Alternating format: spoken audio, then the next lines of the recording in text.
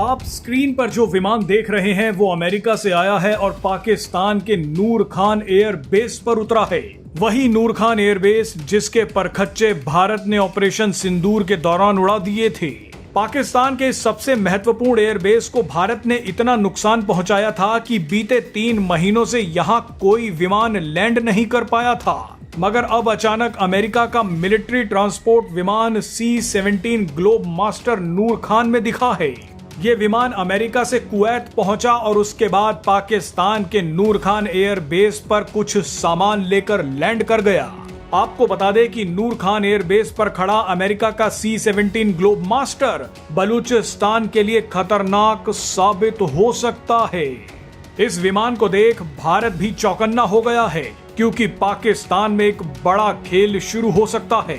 नूर खान वही एयरबेस है जिसका इस्तेमाल 2001 में अमेरिका ने अफगानिस्तान पर हमला करने के लिए किया था और अब हो सकता है कि इसी एयरबेस के जरिए पाकिस्तान अमेरिका की मदद से बलूचिस्तान पर हमला कर दे।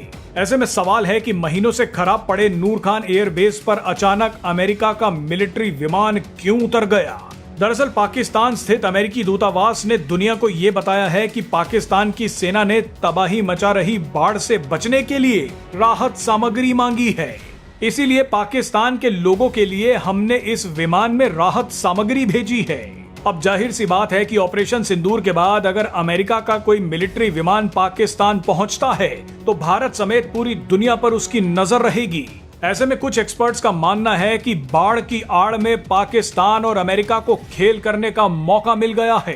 अमेरिका ने तुरंत बाढ़ का नाम लेकर पाकिस्तान में अपना मिलिट्री विमान उतार दिया। अब जाहिर सी बात है कि पाकिस्तान और अमेरिका ये तो नहीं बताएंगे कि इस विमान में M4 assault rifles, UAV, drones और नाइट विजन डिवाइसेस भी हो सकते हैं।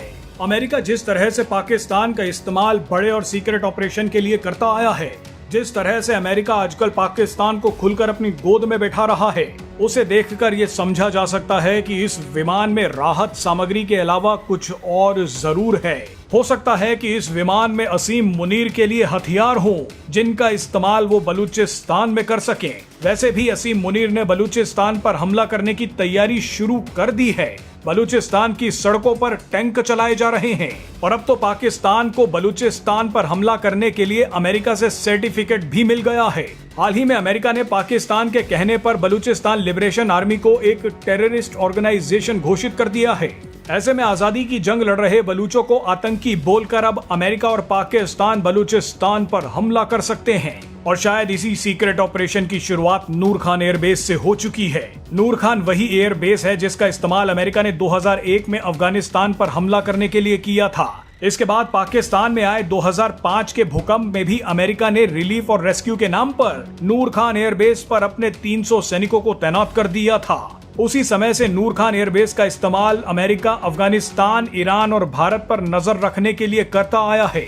हाल ही में एक पाकिस्तान के सिक्योरिटी एक्सपर्ट ने दावा भी किया कि नूर खान एयरबेस तो अमेरिका के कंट्रोल में है। आप लिख कर रख लीजिए कि पाकिस्तान अगला यूक्रेन बनने वाला है। पाकिस्तान अपनी लोकेशन के चलते अमेरिका, चीन और रूस के लिए बेहद जरूरी बनता जा रहा है। इसके अलावा पाकिस्तान के कब्जे वाले बलूचिस्तान में रेयर अर्थ मटेरियल्स के अरबों के खजाने पर अब अमेरिका और चीन की नजर है। इसी को लूटने के लिए बलूचिस्तान पर बड़ा हमला हो सकता है।